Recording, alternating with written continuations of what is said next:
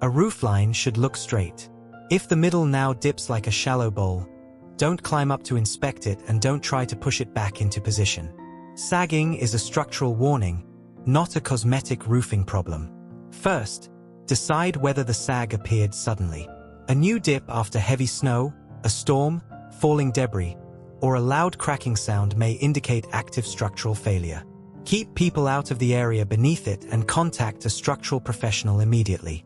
A sag that developed gradually often begins with prolonged moisture. A small roof leak can soften the plywood or boards beneath the shingles.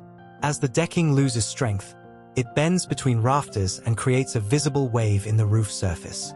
Look safely inside the attic without walking beneath questionable framing. Dark stains, wet insulation, rotten wood, split rafters, or metal connector plates pulling away can reveal where the support system has weakened. Improper construction is another possibility.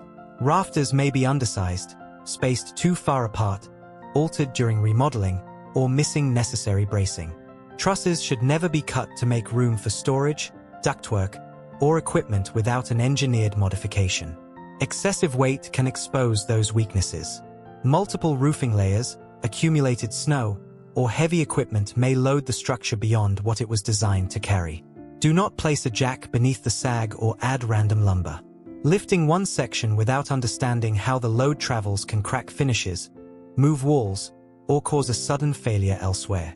A roofing contractor can examine the exterior and moisture damage, but a structural engineer or qualified building professional may be needed to determine why the framing moved. The most important clue is timing. Sudden sagging is an immediate safety concern. Gradual sagging still requires investigation before another storm adds more load. A roof can tolerate an old stain. It should never be expected to tolerate a changing shape.